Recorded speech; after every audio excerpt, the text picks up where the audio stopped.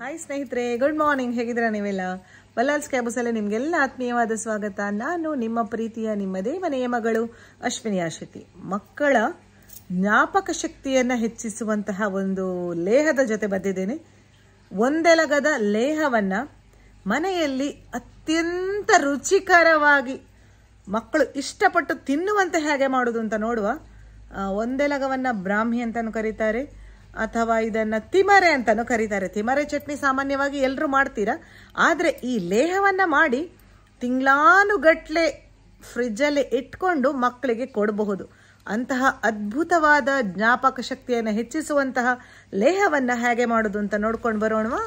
ಒಂದೆಲಗದ ಲೇಹ ಮಾಡಲಿಕ್ಕೆ ನಾನಿಲ್ಲಿ ಕ್ಲೀನ್ ಮಾಡಿಟ್ಟಂತಹ ಒಂದೆಲಗ ಅಥವಾ ಬ್ರಾಹ್ಮಿಯನ್ನು ತಗೊಂಡಿದ್ದೇನೆ.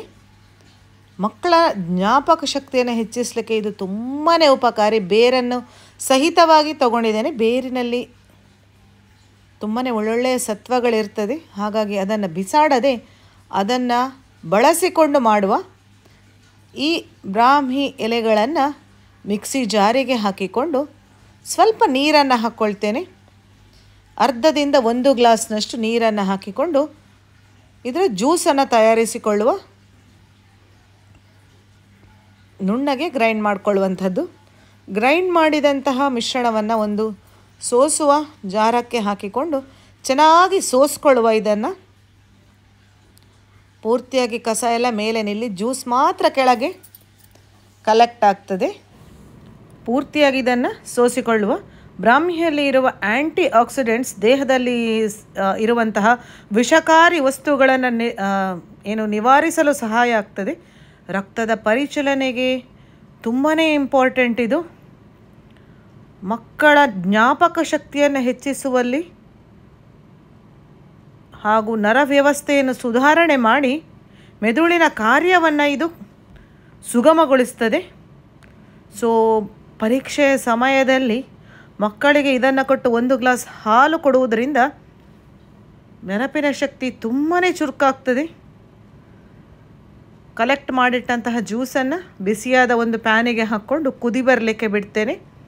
ಅದು ಕುದೀತಾ ಇರುವಾಗ 1 ಗ್ಲಾಸ್ನಷ್ಟು ದಪ್ಪ ತೆಂಗಿನಕಾಯಿಯ ಹಾಲು, ಅರ್ಧ ತೆಂಗಿನಕಾಯಿಯಿಂದ ತೆಗೆದಂಥ ಹಾಲನ್ನು ಪೂರ್ತಿಯಾಗಿ ಹಾಕ್ಕೊಂಡೆ ನಾನು.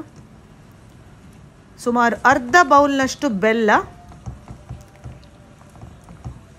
ಬೆಲ್ಲ ರುಚಿಯನ್ನು ಕೊಡ್ತದೆ. ಮಕ್ಕಳು ತಿಂತಾ ಇದ್ದರೆ ಇದನ್ನು ಲೇಹ ಅಂತಲೇ ಮರೆತು ಬಿಡ್ತಾರೆ. 1 ಟೇಬಲ್ ಸ್ಪೂನ್ನಷ್ಟು ಒಣ ಶುಂಠಿಯ ಪುಡಿಯನ್ನು ಹಾಕ್ಕೊಂಡೆ. ಒಣ ಶುಂಠಿ ಇಲ್ಲ ಅಂತಾದರೆ ನೀವು ತುರಿದು ಸಹ ಶುಂಠಿಯನ್ನು ಹಾಕ್ಕೊಳ್ಬಹುದು. ಸಣ್ಣಗೆ ತುರ್ಕೊಳ್ಳಿ, ಅಷ್ಟೇ, ಕಟ್ ಮಾಡೋದು ಬೇಡ. ತುರಿದು ಹಾಕ್ಕೊಳ್ಳಿ. ಸಿಪ್ಪೆಯನ್ನು ತೆಗೆದು ಚೆನ್ನಾಗಿ ತುರಿದು ಹಾಕ್ಕೊಂಡ್ರೆ ರುಚಿ ಚೆನ್ನಾಗಿರ್ತದೆ. ಸುಮಾರು 20 ನಿಮಿಷದ ನಂತರ ಈ ಕನ್ಸಿಸ್ಟೆನ್ಸಿಗೆ ಬಂದಿದೆ ನೋಡಿ. 25 ನಿಮಿಷ ಆಗಿದೆ. ತುಂಬಾ ಥಿಕ್ಕಾಗಿದೆ. ಮೀಡಿಯಮ್ ಫ್ಲೇಮಲ್ಲೇ ಇತ್ತು ಫ್ಲೇಮ್.